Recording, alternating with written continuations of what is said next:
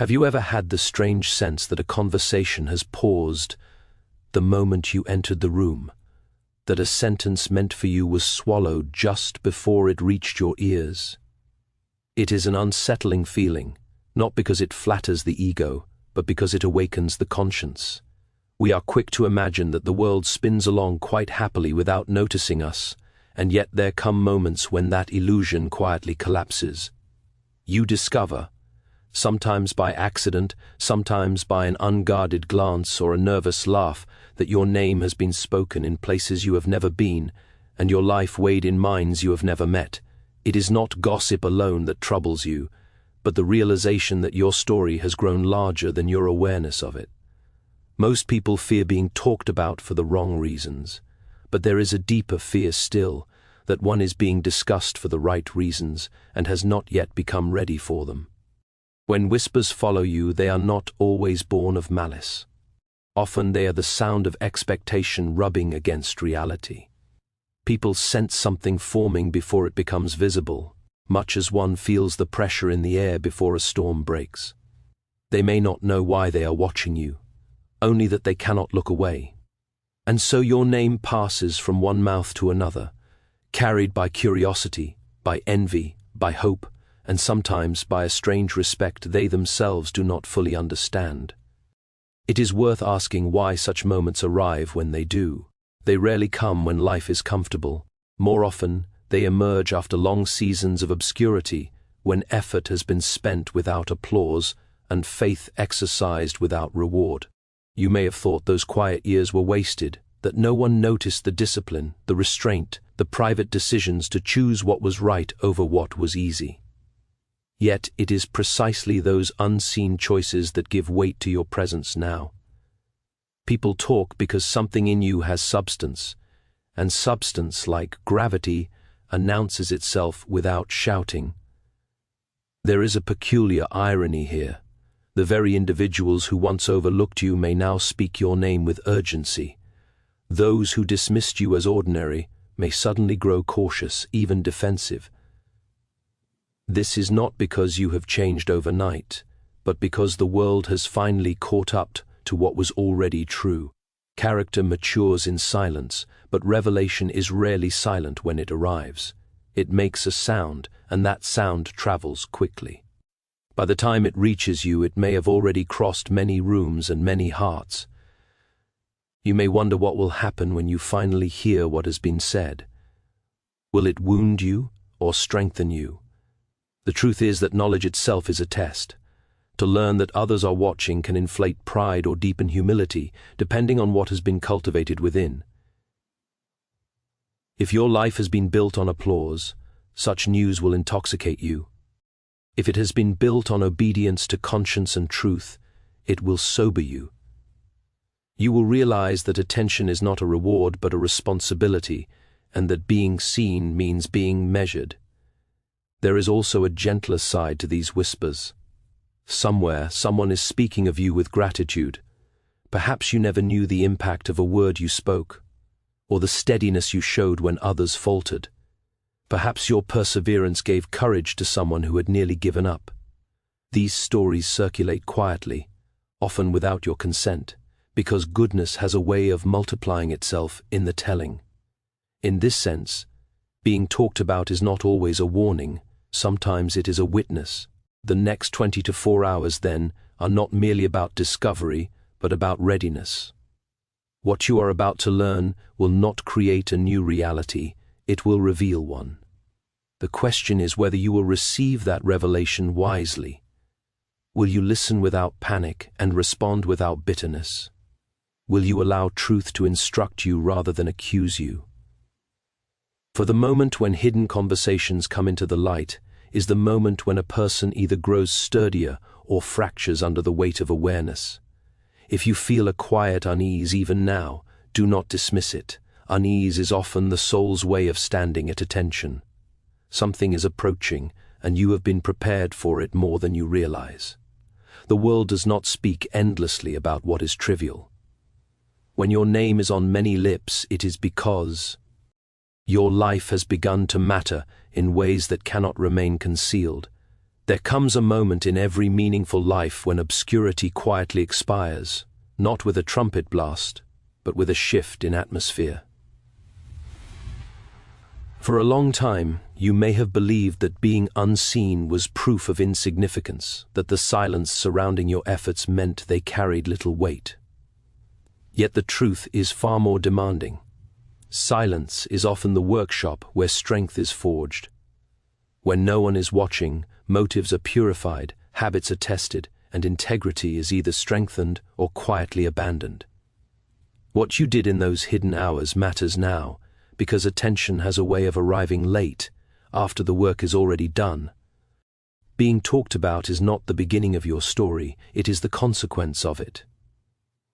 People do not suddenly invent importance where none exists. They respond to patterns they can no longer ignore. Consistency unsettles a world accustomed to noise without substance. Quiet resolve makes people uncomfortable because it exposes how much effort they themselves have avoided. And so, when your name surfaces in conversations, it is often accompanied by a mixture of curiosity and resistance. They sense that something real has been growing, and reality makes demands simply by existing. It is tempting at this stage to rehearse imaginary accusations or praises, to prepare defenses against words you have not yet heard. This temptation, however, reveals a deeper issue, whether your sense of worth still depends on verdicts delivered by others. If it does, then their conversations already hold too much power over you. The discipline of obscurity was meant to cure you of that dependence. You learn to act rightly without witnesses, to persist without reassurance.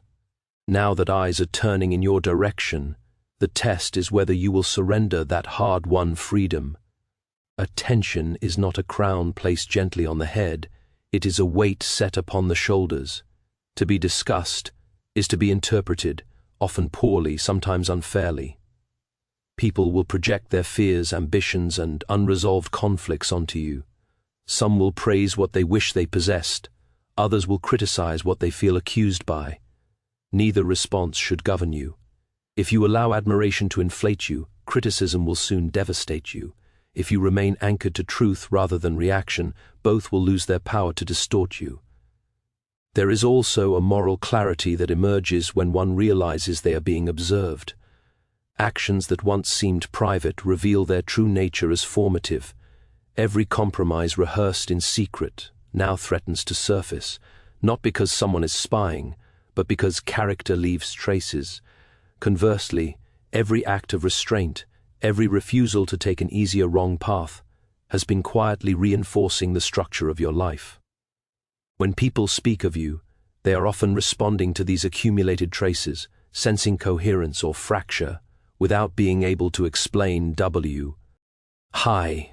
You may feel an urge to explain yourself, to manage the narrative before it hardens into assumption. Resist that urge.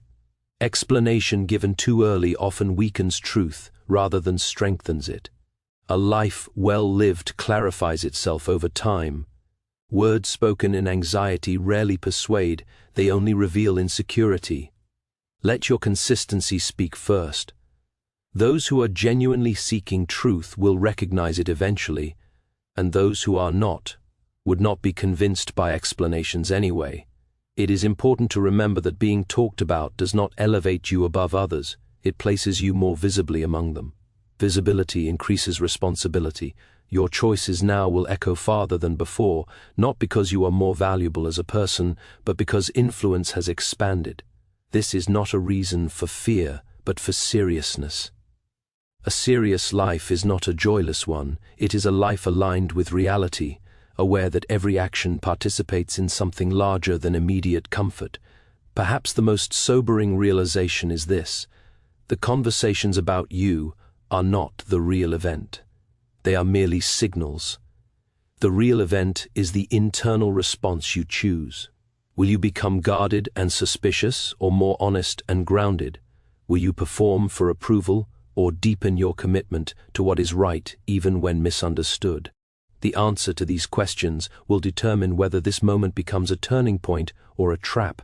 What brought you here was not chance, and what follows will not be. accidental. You have been prepared by seasons that felt empty, and by disciplines that felt unrewarded.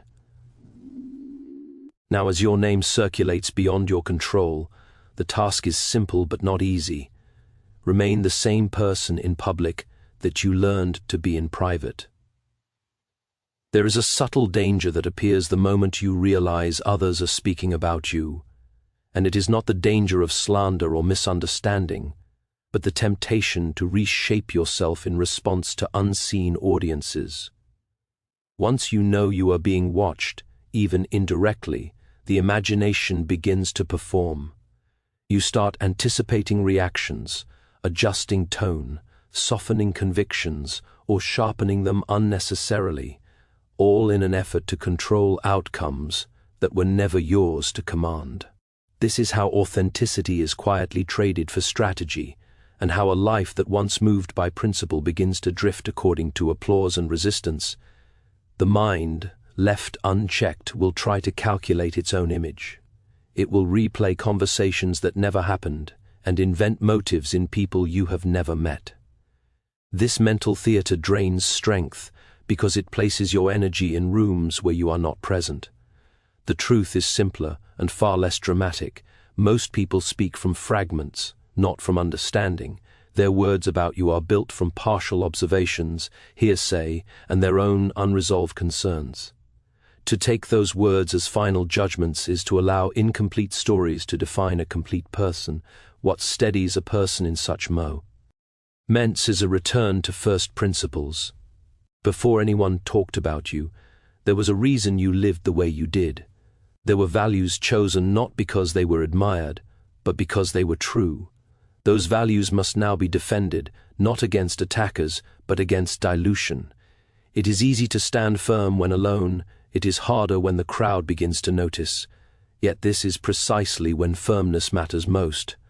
A principle only tested in solitude is a theory. Tested under attention, it becomes character. There is also a strange loneliness that can accompany being talked about. You may find that people approach you with assumptions already formed, treating you as a symbol rather than a person. Some will expect more than you can reasonably give.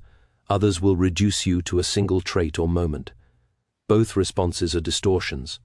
To carry these projections without resentment requires humility, and humility grows from remembering one's own limitations. You are not the image others discuss. You are the person still learning, still capable of error, still in need of grace. In this stage, restraint becomes a form of wisdom. Not every rumor requires correction, and not every misinterpretation deserves an answer. Silence, when chosen deliberately, can protect truth from being cheapened by debate. There is a time when speaking clarifies, and a time when speaking only multiplies noise. Discernment lies in knowing the difference. Those who feel compelled to respond to every whisper often reveal that the whispers have already reached too deeply into their sense of self. It is worth noting that being discussed can awaken hidden pride just as easily as hidden fear. You may begin to see yourself as exceptional, set apart from ordinary struggles. This illusion is particularly dangerous because it isolates you from correction. A person who believes they have arrived stops listening, and a person who stops listening begins to decay, no matter how impressive their reputation appears. True maturity keeps its ear close to reality, open to truth wherever it appears, even when it comes from unexpected or uncomfortable sources.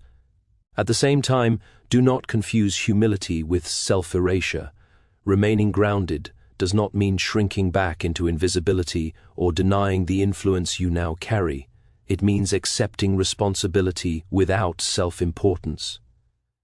You can acknowledge that your actions matter more now, without believing that you matter more than others. This balance is rare, but it is what preserves both strength and compassion. The conversations happening beyond your awareness will eventually reach you in some form. When they do, the impact they have will depend less on their content than on the foundation beneath you.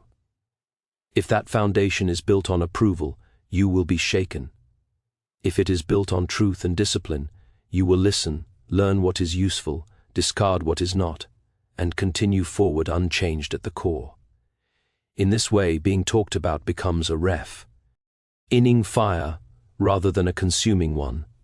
It reveals where attachments still linger and where freedom has taken root. The task is not to escape attention, but to pass through it intact, carrying forward the same integrity that sustained you when no one was watching.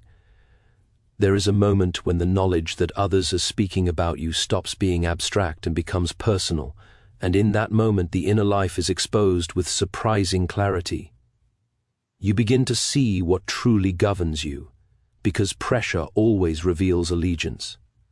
Until then, it was possible to imagine that your motivations were pure simply because they were untested.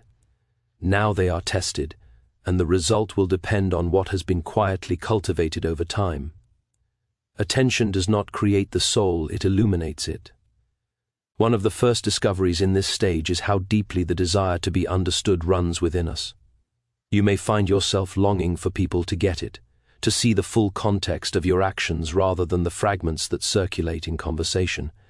This desire is natural, but it can become a snare if it turns into a demand. Complete understanding is rare even among those closest to us. To expect it from distant observers is to set yourself up for chronic frustration. Maturity accepts that misunderstanding is not an exception in human life, but a condition of it. What then remains within your control is not how you are perceived, but how faithfully you live. Faithfulness is an unglamorous virtue. It does not dazzle, and it rarely attracts immediate praise. It consists of small, repeated acts aligned with truth, carried out whether or not they are noticed. Ironically, it is this very lack of performance that eventually draws attention. People recognize steadiness because so little of it exists. When they talk about you, they are often responding to this steadiness, even if they cannot name it. There is also a spiritual dimension to being discussed that is easy to overlook. When a life begins to matter, resistance often increases. Some of the tension you feel is not social but internal, as old habits and comforts resist being outgrown. Growth always provokes conflict within before it provokes conflict without. The awareness that others are watching can intensify this struggle because it removes the option of retreating into old patterns unnoticed. You are compelled, in a sense, to become what you have been practicing in private. In this phase, patience becomes a crucial discipline. You may want resolution quickly, clarity now, answers within hours rather than days. Yet haste is rarely a friend of truth. What is forming around you needs time to reveal its shape. Premature conclusions harden into errors that take far longer to undo.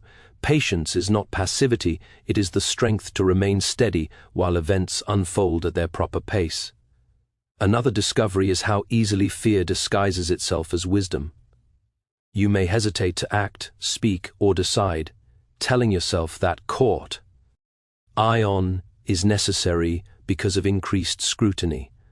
Sometimes caution is wise, often it is merely fear wearing respectable clothing.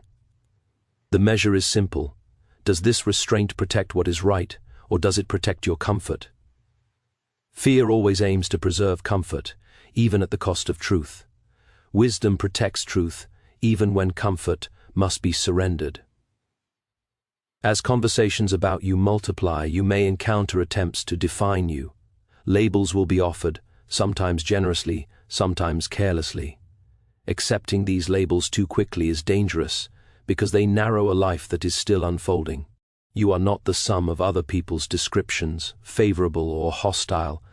To live as though you were is to allow a moving story to be frozen prematurely. Keep room for growth. Refuse the temptation to settle into an identity that requires you to stop becoming. Perhaps the most important realization in this stage is that you are not meant to manage your own significance. That task belongs elsewhere. Your responsibility is simpler and heavier at the same time. To remain obedient to truth as you understand it, to correct yourself when shown you are wrong, and to persevere when doing right becomes costly.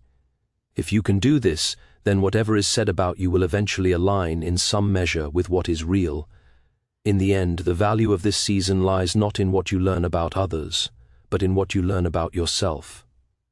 Being talked about strips away comforting illusions and reveals the core of your commitments. If you attend to that revelation honestly, this moment will not distract you from your path, it will deepen it. As the awareness settles that conversations about you are no longer isolated or occasional, another layer of testing emerges, quieter but more demanding than the first. It is the test of endurance. Attention often arrives in waves rather than in a single moment, and what excites or alarms at first can slowly wear down the spirit if it is not rightly understood. The danger here is not a dramatic failure, but a gradual erosion, a slow compromise made in the name of relief. Endurance, therefore, becomes the quiet guardian of integrity. One of the earliest signs of erosion is fatigue of the soul. You may notice a weariness that cannot be explained by physical exertion alone. It comes from the constant awareness of being interpreted, from the effort of carrying yourself carefully, from the sense that missteps now have wider consequences. This fatigue tempts you to simplify your life by narrowing your commitments, not always in wise ways. You may consider abandoning difficult truths for easier ones, or exchanging depth for acceptance. The cost of such exchanges is rarely immediate, which is why they are so persuasive. At this point, it becomes essential to distinguish between rest and retreat. Rest restores strength without surrendering purpose. Retreat abandons purpose in order to escape strain. The two can look similar on the surface, but their fruits are very different. Rest allows you to return to your responsibilities with clarity and courage. Retreat leaves you diminished, haunted by the sense that you have stepped away from something entrusted to you. Learning this distinction protects you from disguising fear as self-care. Another subtle pressure is the expectation of consistency as sameness. People who talk about you may prefer a fixed version of you, one that confirms their opinions and simplifies their understanding. Growth, however, is rarely tidy. It involves revision, repentance, and sometimes reversal. To grow under observation requires humility, because you must be willing to change even when change is misinterpreted. Refusing to grow in order to appear consistent is a betrayal of truth for the sake of image. There is also the challenge of isolation. As your visibility increases, genuine companionship may seem to decrease. Some relationships will shift, not out of malice, but because familiarity struggles to coexist with admiration or suspicion. You may find yourself surrounded by voices, yet lacking true counsel. This is why intentional connection with a few trusted individuals becomes vital. Endurance is rarely sustained alone. Even the strongest resolve weakens without honest conversation and correction. In these conditions, discipline takes on a new meaning. It is no longer merely the structure that helps you begin. It becomes the structure that helps you continue. Daily practices that at once felt optional now serve as anchors. Without them, the pressure of attention can distort priorities, making urgent what is merely loud and neglecting what is essential. Discipline keeps you oriented toward what matters when distraction grows more persuasive. You may also discover that endurance requires forgiveness, often in advance. Words spoken about you will sometimes be careless, sometimes unjust. Holding on to resentment in response only multiplies their effect. Forgiveness, in this context, is not approval of wrongdoing. It is refusal to allow another's ignorance or malice to dictate the state of your inner life. Without forgiveness, endurance curdles into bitterness, and bitterness eventually corrodes purpose. As time passes, a clearer pattern will emerge. Some conversations will fade, revealing themselves as momentary noise. Others will persist, indicating deeper significance. Your task is not to sort these conversations obsessively, but to remain steady long enough for truth to surface. Time has a way of exposing what is shallow and confirming what is real. Endurance aligns you with time rather than against it. Perhaps the hardest lesson in this stage is accepting that you cannot control how long this season lasts. You may wish for resolution, for a definitive moment when scrutiny ends and life returns to simplicity. Yet certain thresholds, once crossed, do not allow for return. Influence, once granted, does not vanish at will. The question, then, is not how to escape endurance, but how to inhabit it well. If you learn to endure without hardening, to persist without performing, and to rest without retreating, this season will not exhaust you, it will strengthen you. What is required of you now is not brilliance, but faithfulness extended over time. In that extension, character is not merely revealed, it is confirmed. There comes a final and decisive refinement when all the earlier pressures converge into a single question, quietly persistent and impossible to ignore. Who are you becoming now that what was hidden is no longer hidden? At this stage, the issue is no longer whether others are speaking about you, nor even how you respond to that knowledge, but whether your inner life is strong enough to carry what your outer life has begun to bear. This is where many falter, not because they lack talent or opportunity, but because they mistook momentum for maturity. You may notice that the world now responds to you more quickly than before. Doors open, resistance sharpens, expectations multiply. This acceleration can be intoxicating. It can create the illusion that progress itself is proof of rightness, yet speed is morally neutral. One can move quickly in the wrong direction just as easily as in the right one. The discipline required now is discernment, the ability to pause internally even when circumstances rush forward. Without this pause, you risk confusing movement with meaning. At this level of visibility, intention matters more than outcome. Outcomes are increasingly shaped by forces beyond your control, by systems, by other people's choices, by timing you did not set. Intention, however, remains yours. Why you choose what you choose becomes the central issue. A good intention does not guarantee a good result, but a corrupted intention will eventually poison even the most impressive success. This is why self-examination must deepen rather than diminish. The higher the stakes, the more honest the scrutiny must become. You may also encounter a strange grief here, the grief of realizing that certain versions of yourself are no longer possible. Innocence about anonymity fades. The freedom to experiment without consequence narrows. This loss is real and should not be denied, yet clinging to what cannot be recovered only creates bitterness. Maturity accepts loss without romanticizing it, recognizing that every calling closes as many doors as it opens. What matters is whether the doors that remain open lead toward truth. Another danger at this stage is moral fatigue, the temptation to justify small compromises because of the good you believe you are accomplishing. The reasoning is subtle and persuasive, that strictness was necessary earlier, but now flexibility is required, that standards can be adjusted for the sake of effectiveness. History is crowded with lives that collapsed under this logic. Compromise rarely announces itself as betrayal. It presents itself as practicality. Guarding against it requires remembering that effectiveness divorced from integrity eventually becomes destructive, no matter how noble its language. There is also a deeper call to courage now, not the loud courage of confrontation, but the quiet courage of consistency.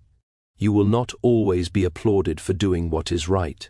In fact, familiarity often dulls admiration, and people may grow impatient when you refuse to become more convenient. Courage here means continuing without the emotional rewards that once accompanied obedience. It means choosing the harder good when the easier good would still be praised. As this stage unfolds, humility must take a more active form. It is no longer enough to think modestly of yourself. You must actively listen, invite correction, and remain teachable. Influence creates echo chambers where one's own voice is amplified and dissent is softened or silenced. Resisting this requires intentional openness, a willingness to be uncomfortable, to hear truths that do not flatter. Humility, preserved in this way, does not weaken authority, it purifies it. You may begin to see that your life is no longer only about personal growth, but about stewardship. What you have been given, attention, trust, influence is not owned but entrusted. Stewardship shifts the focus from self-expression to responsibility. It asks not what do I want to do now, but what is being required of me. This question, consistently asked, protects the soul from drifting into self-importance. In this final refinement, clarity replaces urgency. You act not because you feel pressured, but because you are convinced. The noise around you may continue, but it loses its power to hurry you. You understand that lasting work is rarely frantic, and that truth does not need constant defense. What has been built slowly can be carried steadily. The conversations about you will one day quiet, as all such conversations do. What will remain is the person you allowed yourself to become while they were happening. That outcome is being shaped now, not by what is said, but by what you choose when no one is speaking directly to you.